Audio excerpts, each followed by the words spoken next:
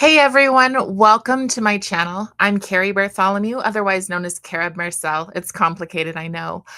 Normally, I make videos on Tuesday evenings, and this last month it's been a little bit complicated because my son graduated from high school. But I wanted to jump on today because I have seen so much stuff already about Pride Month. And really, what's kind of drew my attention and kind of caused me to be concerned and feel kind of an urgency to make this video is the fact that it's tied to so much hate. If you don't agree with us, you're hateful. Now, in the 1990s, I'm going to date myself here, but in 1996 specifically, I moved to Capitol Hill in Seattle, Washington. And if you don't know Capitol Hill, it's probably one of the gayest places in the country. Um, and that's where I went to school. I went to Cornish College of the Arts only for a year, but that's where I went. The majority of the students, um, both male and female, were questioning of some kind. And that's where I found myself as a kind of closeted Christian in a theater school in 1996.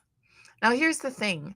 I didn't hate people that I didn't agree with. In fact, my personal beliefs were my personal beliefs. They weren't something that I needed to push on other people. I've been to drag shows. I've been dancing at gay nightclubs. I've danced with girls. I just, my own personal beliefs should not define hatred. So today I want to talk to you a little bit about how Pride started. Pride started because of the AIDS epidemic. So in the 90s, there was a thrift store. I can't remember what it was called, but it was a gay thrift store. And I used to donate my stuff there because they had the coolest things. And it was just off of Broadway. And there were people there who were very sick, very, very thin. You could see their bones. And being the kind of person that I am, I cared a lot about those people.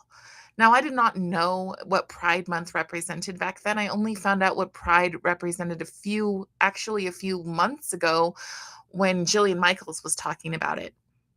But it started because of AIDS. And AIDS is what turned me into a person who, despite the fact that I was taught certain things, and I do believe those certain things, I could still be compassionate to people who were dying. And that's what it started out being. Now, Capitol Hill was a place that basically you knew you didn't take kids because it was a sexual free for all on a regular basis. People would wear like buttless chaps, and the windows would have all sorts of interesting things in the windows, oftentimes mocking religion, superhero Jesus figures and things like that. But they also had signs in the windows that would say things like, "You can't come in if you're not an adult." And also, a lot of these questioning people, they were too busy thinking about themselves to like or want to be around children. And that's really where this issue comes from. When did we start looking at children? So I'm not opposed to what people do in private. I may have my own beliefs about that, but I don't care. It doesn't make me say I'm not going to be someone's friend, I'm not going to be respectful, or that I'm going to wish violence on them because of what they want to do in private. You don't need to know my private life. I don't need to know your private life.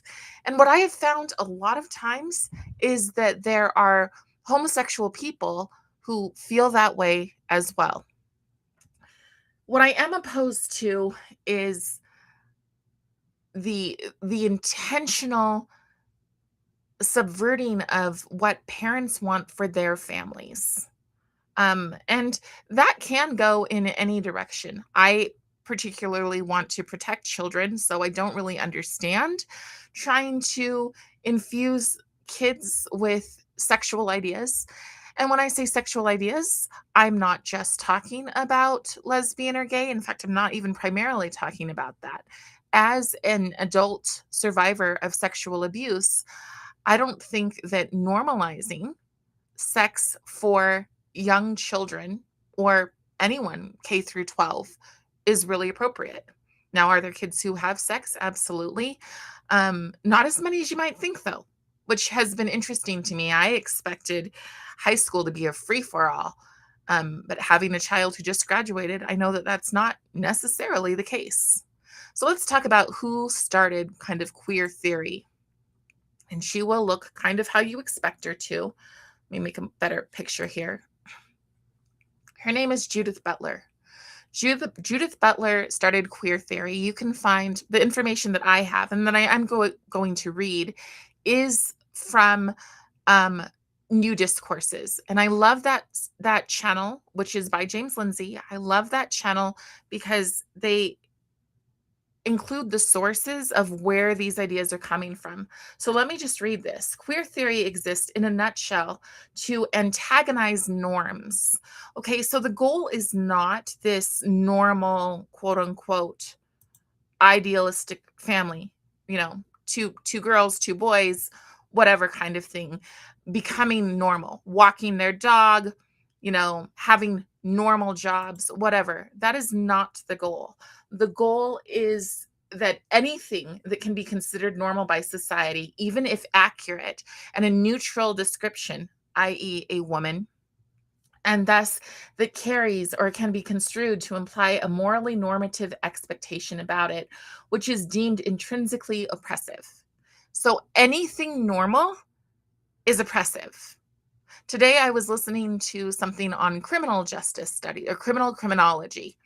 And criminal criminology says that the oppressed is the convict. The oppressed is the person who commits the crime.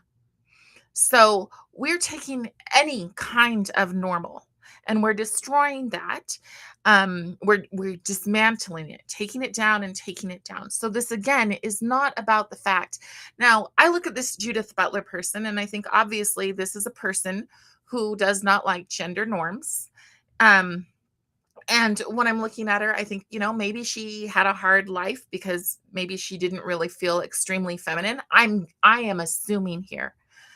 But I want to assume because what I want to do is be compassionate. If you don't fit into a norm, then maybe you get involved in these kind of things because you just want to be accepted. And so I can completely understand a person who looks like her, a woman who looks like her, feeling like she's not very well accepted. So we see her. The issue then becomes needing to push her beliefs onto other people. So your own secret struggle, that's fine. But why do you need to push this on other people and especially kids? And I'm going to show you several examples that prove that yes, kids are a huge part of this. So this attitude is probably most clearly understood in the binary dichotomy, normal versus abnormal. Noting that there is a relative positive connotation to normal. See, so the issue is you resent that there is a version of normal and that you don't fit into it. I can understand that. I think that most of us have something that we, don't fit into the box that we're supposed to fit in. So I get that. And I can even understand that. I mean, if you look at her eyes, she might even be a kind person. Honestly, she has what I call woke eyes, but she probably means the best in the things that she's created. I'm trying to be generous here. So, but what I'm also trying to do is get parents to understand that regardless of whether or not we want to be generous, this is still coming for our kids. So, this is the dichotomy of normal versus abnormal, noting that there is a relative positive connotation to normal as compared to a relatively negative connotation to abnormal. Considering ways that society tends to accept one's behavior to be within certain bounds of normalcy. Okay, but you have to ask, and I'm asking this as a history educator. Why does normal even matter? Does it matter? I would say yes, it does. Because society dies when you don't have some sort of norms. Just a fact. You can't continue on as a civilization if you don't have children. And if people continue to medicate themselves, if people choose to be in relationships with the same gender, more children are not coming. So these are societal norms that shouldn't be you're a bigot for saying that because it's simply the truth. And the truth matters in keeping a civilization going. So, considering ways that society tends to accept one's behavior to be within certain bounds of normalcy, and everything falling outside of that is abnormal, perverted, or crazy, may clarify this understanding.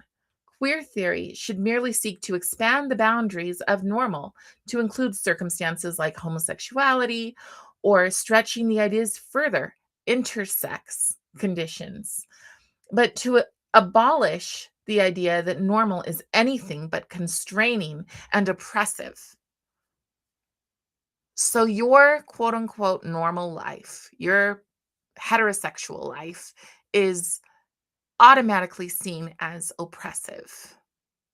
Even if you say nothing, even if you are friends with your neighbor who happens to be gay or lesbian or even trans, regardless of what their their life is, you just existing in the stereotype of normal is problematic to people who want to dismantle it, which is why they go for the kiddos, because the kids are more likely to adapt. The younger that they are, the more likely that they will adapt to these ideas. So queer theory seems to deliberately, and this is on purpose, right? Deliberately confuse anything that is descriptively normal. Anything. So people will look at you, and it's been interesting to just watch people kind of look at you and lie to your face about anything, right? Because here's the issue: when everything is drag, let me pull this picture up real quick. So she says there is no original or primary gender a drag imitates, but gender is a kind of imitation of which there is no original. So basically what they're saying is there is no truth. So then you can start to think, oh, so this person who doesn't they don't have any kind of concept of language. They have no problem with lying because there is no such thing as truth. In fact, today I was watching one of my favorite, and by that I'm being completely sarcastic, groups, Mormon Women for Ethical Government, talk about just that different people have different ideas of truth. Okay, but that's a different worldview. That is a worldview of postmodernism. That is a worldview where there is no real truth. I don't happen to subscribe to that worldview, and I resent very much being told that I must in order to fit in with the quote unquote new normal, which is funny because they don't want a normal in the first place. So, this attitude is probably most clearly understood in the binary, non binary. I'm going to skip that. Queer theory seems to deliberately confuse anything that is descriptively normal in the sense of being commonplace, heterosexual, or the sexual binary, with the automatically carrying on of an implication that the variation, that sense of falling within the general norm, must be understood pejoratively. So if anything falls under the idea of normal, it's an insult. It's it's negative. So, and seen as somehow illegitimate. Oh, you believe in male and female. Well, that's an illegitimate thought. And if you really understood, you would understand that there are multiple genders. Biology 101, which doesn't say that. Actually, somebody had recently posted Biology 101 teaches us that. No, it doesn't. Go ask ChatGPT. It's just that's not what's being taught. And if it's being taught today, well, I'll explain why in a little while. So, it views society as carrying strong expectations, if not requirements, for people to fall in with the normal range. Yes, yes. there are strong expectations for human beings. Again, because that's what creates a civilization, a thriving civilization. There are certain expectations. Some of them are you don't steal, but maybe that's why today people are okay with theft because they look at it and they think, well, the normal is not to do it. So let's embrace the abnormal. It really is, in my opinion, quite cult like. So, for people to fall within the normal range and to not be abnormal in any way and sees these expectations as a central application of dominance to create oppression. If you fall in normal in any way, so let's take that. Um, let's take that. You've got the heterosexual marriage. You remove the heterosexual marriage because, oh my goodness, you couldn't possibly be um, a straight marriage is a problem. So instead, what happens in kind of crazy, in my opinion, what's happening more and more often is women are leaving their husbands for other women, whatever. So they're leaving their husbands for these other women, and that becomes the new normal, right? That's the new accepted thing. But then what happens when that becomes normal? So now lesbian and gay relationships are normalized. Well, that becomes problematic because nothing can be normal. So then what happens? One of the things that we're seeing way, way more often than I'm comfortable with is teachers behaving inappropriately with students and it getting caught, or strippers coming to school and doing presentations because this is what should be normalized. We're queering education. Remember those words? I will prove it to you again that this is what's happening. So, this intentional conflation of normal is a descriptive sense of normal in a moral or normative. So, again, normal equals moral, and moral is also a problem sense is the centerpiece of queer theory. And because there are both reasonable and unreasonable, fair and fair applications of normative as a result of descriptive normalness, it has been and remains relatively easy for queer theory to keep muddying this for its own activist purposes. One of the more telling things, and I unfortunately couldn't find this sign, but it had said that if you are gay or lesbian, but you're not an activist, then you're not truly a part of the queer community. And that is something that I've seen a lot. You know, I've already seen probably 4 times today that if you don't support, you don't affirm, that you're hateful, or just tons of stuff that are anti-hate. And I understand where the parents are coming from, especially the parents who have been told if you don't affirm your child will end themselves. I do not want to be insensitive to that kind of fear. And I think that there's also this need to be an ally when you think your child is going to be ostracized. But again, as somebody who works with kids and who has a young person and who has a lot of nieces and nephews, there are very few people who are going to ostracize your child just because they are gay or lesbian or even trans. There are very few people who will ostracize. They may not personally approve, they might not personally like it, but they're just not cruel. There's just not a lot of kids who are cruel, and I hope that that gives you some peace.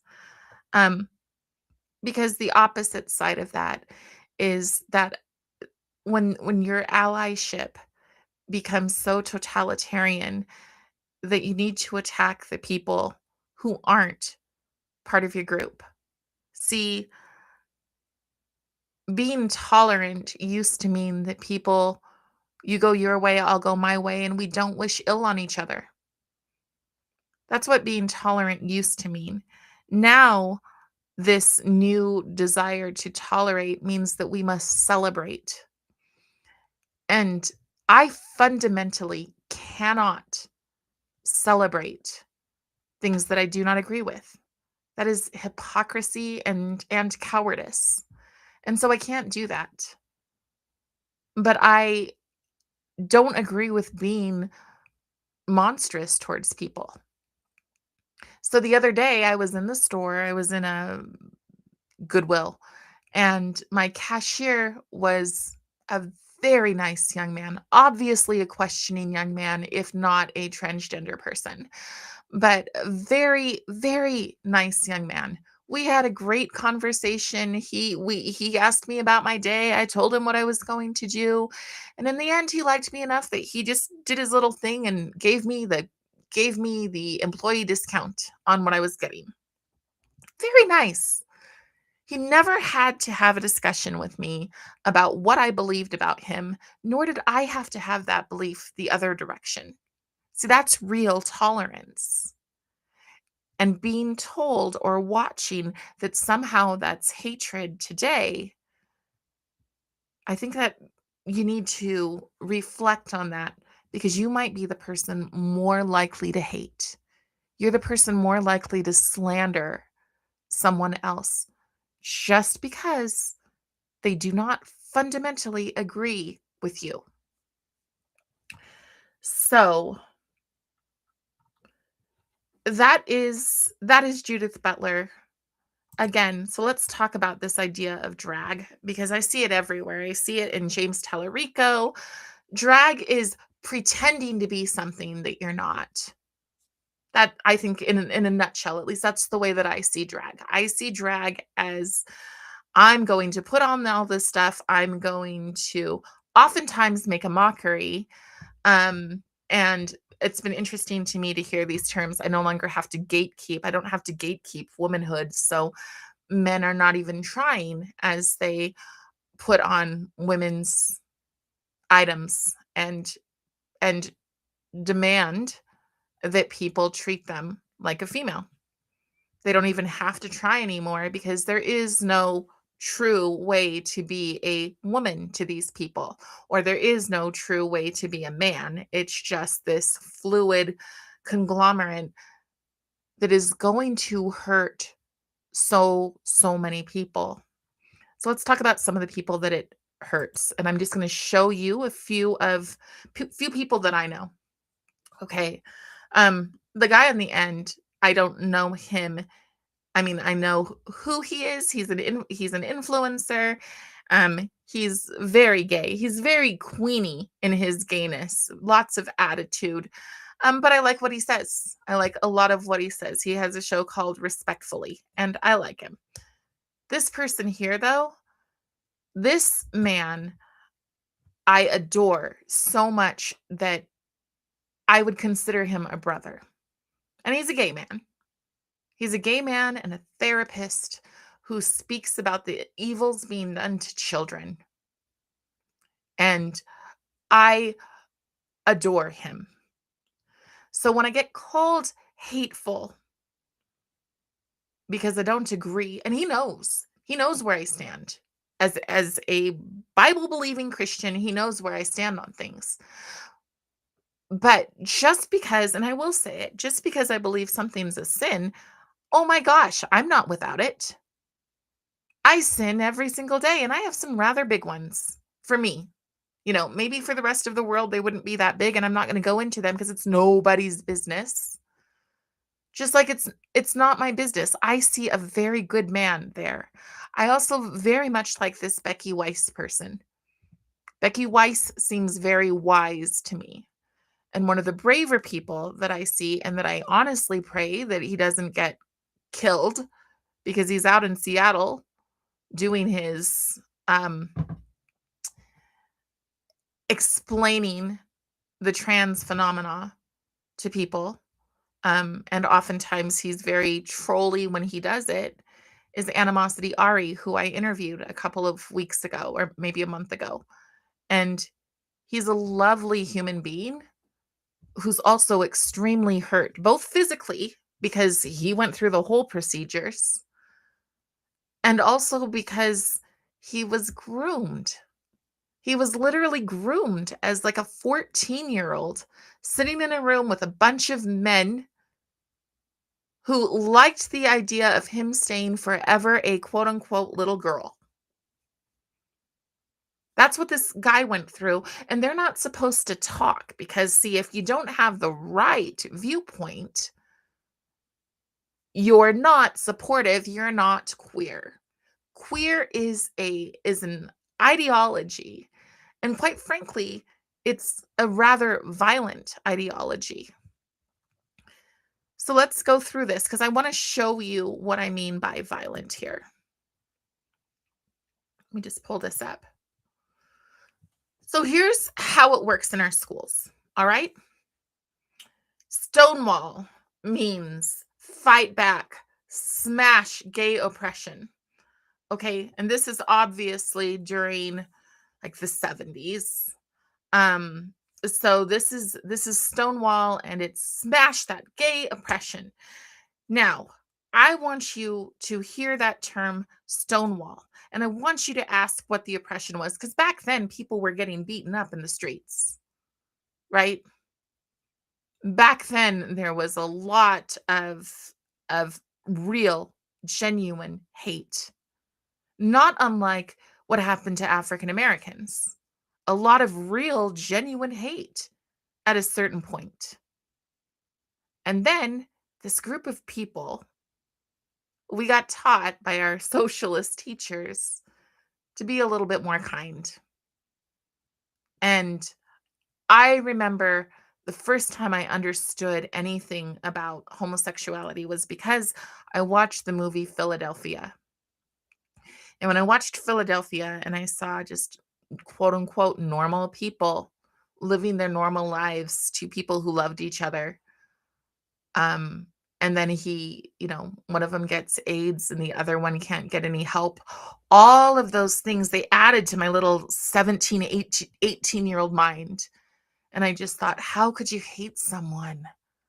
Why would you hate somebody for something, for some characteristic, for something that they either chose or were born with, whatever? But why would you hate someone? Because that's where my heart goes. And again, I'm extremely frustrated to hear that I'm hateful for not agreeing and not celebrating things that I don't agree with and don't celebrate. I also don't agree with or celebrate pedophilia. Let me. So now look at this. What you'll see here are triangles, and those triangles are actually pink. Again, it's important to understand this. Right now, we're looking at Nazi Germany, and we're looking at people with pink stars being treated the same way that Jewish people were treated. Um, and it's horrific. It's horrific that these people, the things that they were made to do to prove that they weren't gay, were pretty horrific as well. So all of this is true. All of this is history, and we should feel some compassion, in my opinion, for what human beings experience. But this is different. This is Stonewall today.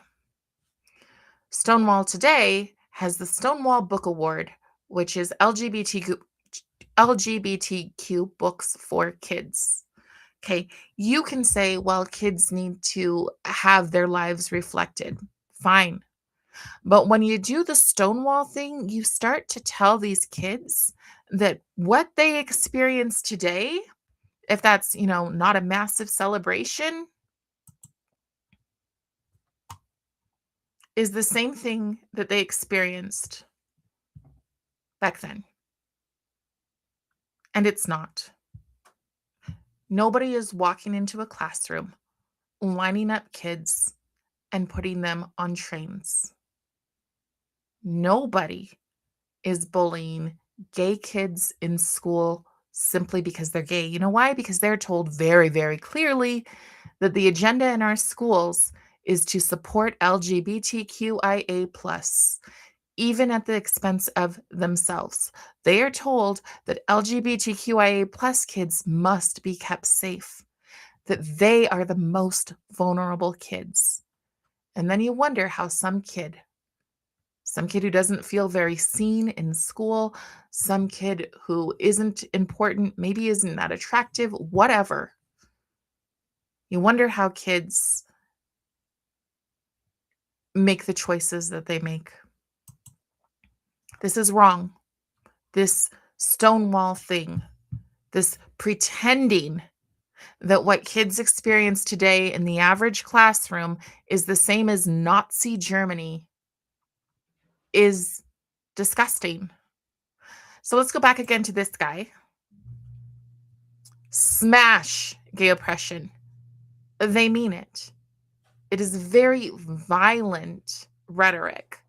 And this is subtle. This is me 15 minutes before jumping on looking and finding something, but there's so much more about smash, destroy, make them think. Let's see, what is one that Hassan Piker has said?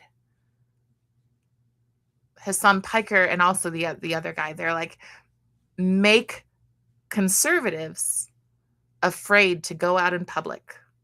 It's very, very violent rhetoric that's using our kids to make it. And then this happens to our kids over and over again. The people who are causing extreme violence, and even making this is a little bit scary. I mean, I'm not super scared because not a lot of people will see this, but just talking about it can put you at risk.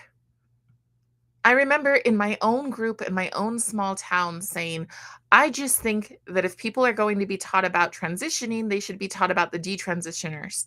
And a teacher jumped on and said, that's really causing kind of a genocide for you to even say that. That erases their experience as trans kids. But it doesn't. Because unfortunately, a lot of trans kids have this secondary experience. This image here is of multiple young men who have decided that they're trans. And not only are they trans, but they're resentful. They're resentful in their experience because they've been taught to be. So let's take a look at several images. This is Teaching While Queer, Queering Education Conference. A couple of years ago, a young woman who I knew quite well, very nice young lady, asked me to please keep her in my thoughts and prayers as she went to public school she went to college to become a teacher. Specifically, she went to university. She went to Utah Valley University. Yes, that place where Charlie was killed. Within 2 years, this young, sweet, kind girl became an activist. She supports these things. Now, during that time, within the first year, she sent me multiple papers saying, I can't believe I have to go through this. And it was queering the preschool classroom. That's what the kids were going. That's what she was being taught. And it's now what she fully believes as a certified teacher in our district. So there's just one. Let me keep going with all my little pictures here. We oftentimes think that queering, that sexual education is only happening to older kids. Here's a picture of older kids. It's just a stock photo. A lot of times it's not happening with the older ones because they've already made up their decisions. I interviewed a woman yesterday who is running for school board, and she said that kids should never be taught something that makes them feel uncomfortable. Well, I promise you that this agenda makes them feel just as uncomfortable as it would my child feel uncomfortable being taught about a religion other than his own, as if it's the only religion that's right, or as another child would feel if I came into an LDS classroom and spoke about my religion being the only religion that's right. Or we can take Islam, or we can take Sikhism. I think that's a religion. We shouldn't intentionally try to make kids wrestle with what their families have taught them is true. Not in K-12 education and not when our grades are what they are and we have to pad them in order to say we have amazing graduation rates. Sorry. Next one. Educators querying academia. Here's just a quick book. Critical memoirs. Critical. Critical does not mean to think deeply. Critical means to think resentfully. So we're sending our kids to school and teaching them how to be resentful because the people who have been through all of this are oftentimes resentful. They are either, and I know this because I talk to quite a few people who get into things like mental health and they think, oh, I'm going to help people. And then they get torn to shreds the second they don't agree with the smallest thing. I was speaking with a woman the other day who was an educator. And when they started bringing all of the stuff into her school, she said, it's going to be a social contagion. When her graduating class, her class graduated, the whole class identified as queer. So yeah, there is an agenda, and people who tell you that there's not, they're lying to you. And I want to encourage you to look at their eyes because their eyes generally look dead. It's kind of a creepy thing, but you can tell like there is a stomping out of joy when you swallow lies over and over and over. And if you're queering education, you are force feeding lies by definition because normal or true can't matter.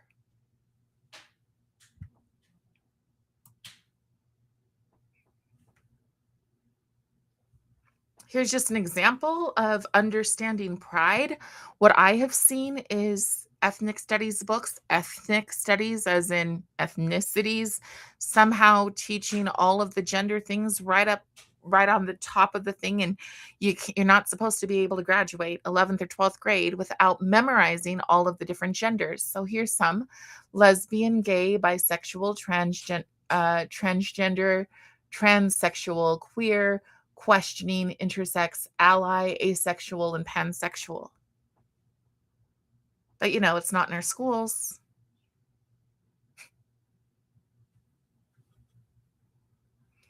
Let's look at another one. Queering social work. My friends, so many things have been captured.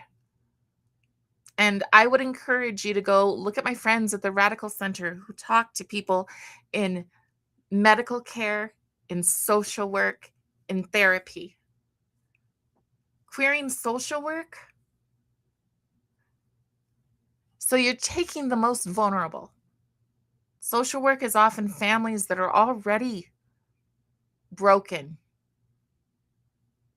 and you're teaching them that nothing's normal.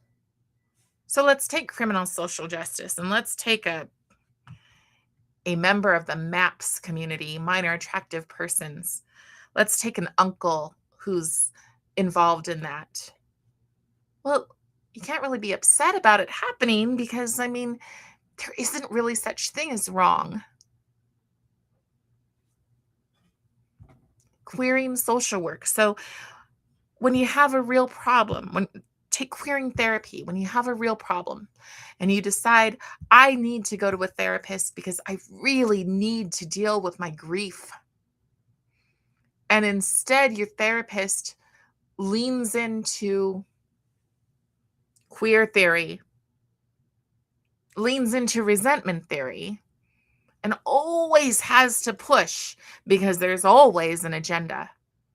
Always has to push that agenda.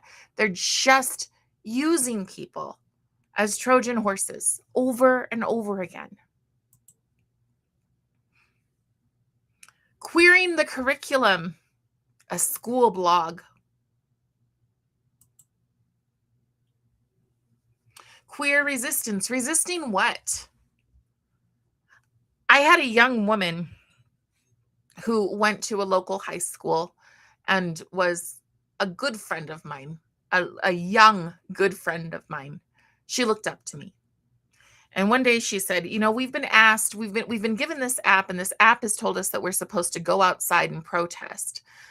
But my question is, what are we protesting for? I'm looking around and I just don't see what I don't have that other people have.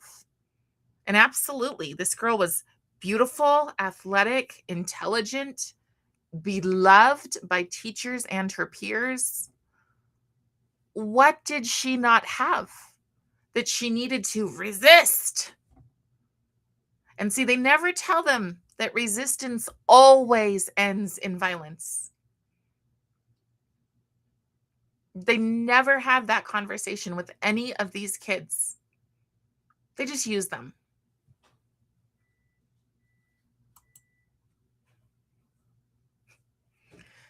So when we pretend it's not here, this is a post from today's Utah Education Association. Now, maybe they're ignorant. Maybe they don't understand what an intersectionality flag is. Maybe they don't understand where resistance leads and that they're pushing these kids into a color revolution, or that they're dividing these children. Because once again, kids don't care. The most they're going to care about is if somebody comes out and says, I have a crush on you, when they're not interested and they're like, yeah, it's not my thing. But the majority of kids don't care until you shove this down their throats. And when you shove it down their throats, they become resentful. And you make more and more little Nazis on both the left and the right, because you were teaching people to resent and other each other. You either agree with us, so you're on the right side, or you disagree and you're on the wrong side of history, so we must fight, as opposed to going, I'm just not interested in that. That should not equal hate. And the people who force it and say that that must equal hate are doing such a disservice to our children.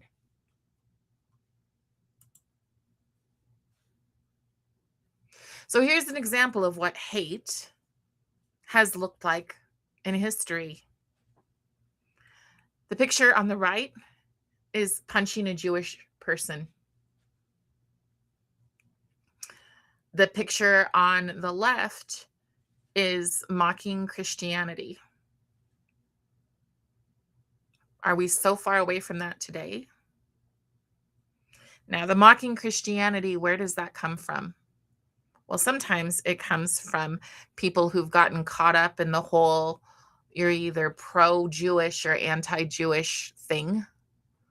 But oftentimes it comes down to saying that Christians are intolerant. So let me go into just a little bit of what happens when you teach that a group of people are intolerant, when you make a group of people unworthy of speaking to, unworthy of listening to. When you spread rumors that these people are extremists. Ooh, well, let's see. When I think of an extremist, I think of somebody who's going to burn something down. I think of somebody who's going to blow something up. I don't generally think of people who want to go outside and pick strawberries in their garden or read about the founding fathers or read anything really that isn't part of the LGBTQ thing. I don't generally think that that is a person who is extreme. But watch the quote unquote party of kindness constantly kind of drip, drip, drip. These people are hateful. And if you're one of those people, if you're one of those people who have posted today, stop the hate, you're doing it. You are drip, drip, dripping that anybody who doesn't think exactly like you must be hateful. And you are making a second-class citizen. So once again, take a look. The National Socialist German Workers' Party, the Nazis, the socialists, they have to create a group that they can call oppressors. And what I should have done is put my wheel that if you've watched any of my stuff, you'll see it over and over and over again. But the wheel of intersectionality, the wheel of privilege and power. And I promise you that intersectionality is a constant, constant commentary up at the Capitol amongst the UEA and amongst the state school board, not the members, but their staff, because they've said it to me. Oh, you mean intersectionality, right? That's all we're talking about here. Actually, I'm not interested in that conversation because it still comes down to Marxism. It still comes down to why you're oppressed. And that's a very, very unhealthy thing to teach kids. You make them sad. You make them doubt who they are. And I get it because it's actually part of the whole queer theory. You're actually supposed to break them in. You traumatize them, and then you stand on the other side and say, but it's okay because I'm right here to help you. But this is the way that the kids feel. And we wonder why so many people are depressed. So once they're sad, then they isolate or they have resentment. So they go from sad to resenting to raging. And when you get the rage, you get this. You get people who are convinced and addicted to their rage to the point that they are the ones who honestly believe that they are righteous and virtuous and doing a good thing. I mean, come on, they're killing Nazis, right? They're killing fascists. And that's what the kids are taught in these terrible clubs with these teachers who believe, and I'm not saying all teachers because in my experience, it has been very, very few. But I do know that there's state school board members, and I do know that there's local school board members who are all on board with anything that pushes the LGBTQIA plus agenda and keeping those kids safe. No one should be focused on keeping some kids safe and other kids not. It should never happen. We should be working towards a place where we can accept that everybody is not going to agree. We should be working towards a place where we can love people, genuinely love people, and want good things for them. We should be working towards a place where, because we're so busy wanting good things for others and people are wanting good things for us, we feel good. And when we feel good, we feel capable. And when we feel capable, we achieve more. That's where we should be. But instead, you adopt resentment and call it kindness. You hate your neighbors. You justify hating your neighbors just because they don't want to play along. And that's wrong. So personally, I think that pride is one of the 7 deadly sins. And I see pride, whether it's racial injustice or whether it's gender injustice. I see turning these kids into narcissists and watching them stay that way their entire lives, watching African Americans who simply repeat the very, very tired victimhood, angry, oppressed line. That's going to be your kids. That's where this goes when the teachers union, the teachers association, the one that we couldn't seem to pass the bill to not fund because of this. I know you've heard a bunch of other things, but ultimately because of this. Those people are harming our kids. And we continuously let them do it. We just believe because somebody told us to that it's not happening. It is. Whew, I've got lots in my chat, so let me take a look. Thank you for much love. Thank you. Do as thou wilt, right? Um, Perception creates reality. It's occultic in nature. Absolutely. You are dealing with occult behaviors. And if you really do the research, you're going to find out that it starts with radical feminism. So let's keep electing the radical feminists, you guys, because it's definitely doing good for humanity and society. So when they gather in small groups, the perception becomes reality. That is profound because they have a bias where they actually believe that because they're all confirming each other's lies, that because they're confirming each other's lies, that it must be true because they all believe it. And they have to. It's just like what I teach kids. Oh, get mad. And because I teach them about the emperor's new clothes. And I teach them every class, every single first class of the year. I teach the kids why the servants would lie. Because they're looking through that window and they're going, well, the person doesn't have any clothes on. I'm sure they don't have any clothes on. And the other person's looking at them going, oh no, are you the dumb one? And so they go, oh no, I couldn't possibly be the dumb one. So then they lie. And then they tell the next person to lie and the next person to lie. And as adults, I'm kind of at the point where I'm not sure that I care. And I would almost turn off my screen and never say anything again. But the kids don't have a choice and you're abusing them. You're taking away their joy for all of this craziness. So something to add.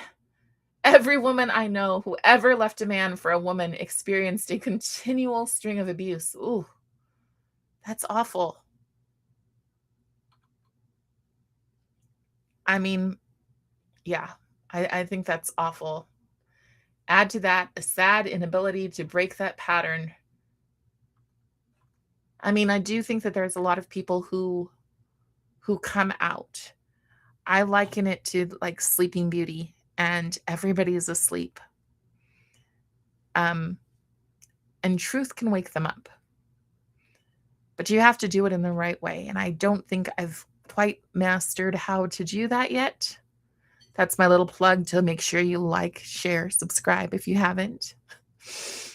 But you have to wake them up. And I do believe that the antidote is always speaking the truth in love.